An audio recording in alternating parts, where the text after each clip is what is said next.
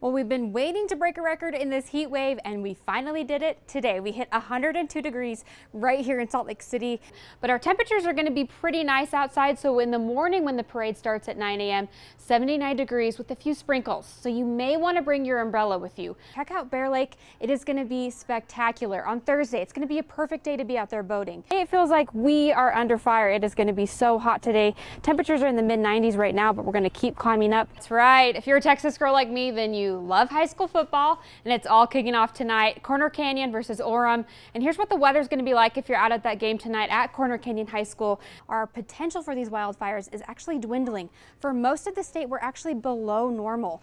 The only counties that are above normal for potential for these wildfires are Washington and Kane counties, and that's where we've been seeing a lot of these red flag warnings like the one we're under right now. Color of your clothing really matters when it's this hot outside. Well, we've seen a lot of video, a lot of photos from this mudslide, but how do these things really happen up there in the mountains? Well, just a few weeks ago, we had a storm that gave us over 2 inches of rain, which is a lot of water when we already had a very rainy spring in the mountains.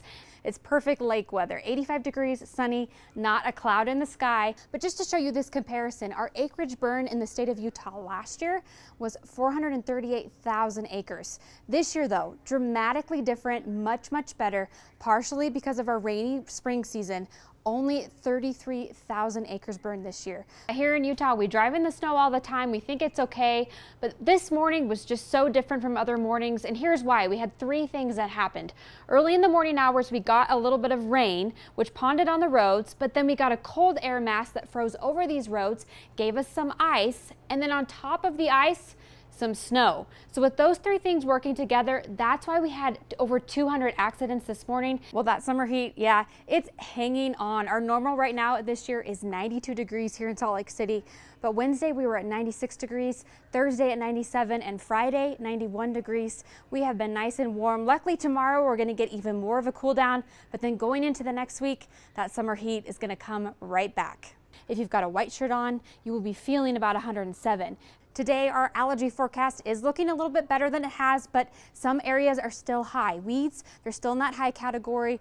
And speaking of back to school, check out this back to school heat. Saturday is going to be 90 degrees and Sunday 95 degrees. So we're right in between our normal high, which is 91 degrees. But then when we start school next week, Monday, it's going to be warm, 96 degrees, and Tuesday, 100 degrees. It's looking like we're heading into a great next week, but Monday, maybe our best chance for some rain. This next week is going to be the perfect week. Sunday, it's just going to be sunny and warm, 96 degrees. And then Monday, hot and dry, going to be probably the best day to go wash your car, 97 degrees. Well, it's been really warm here, but look at some of our neighbors. Look how hot they are. Death Valley, California, 120 degrees. Palm Springs, 118. Phoenix, 114. Las Vegas, 110. And St. George, right here at home, 106 degrees. And this heat wave is going to stick with us even into next week. Look at this. We'll continue to be in this red for quite some time. This is going to go all the way into Tuesday at 3 p.m. You can see much of the western United States going to be very warm all the way into Washington, and we are going to be a part of that.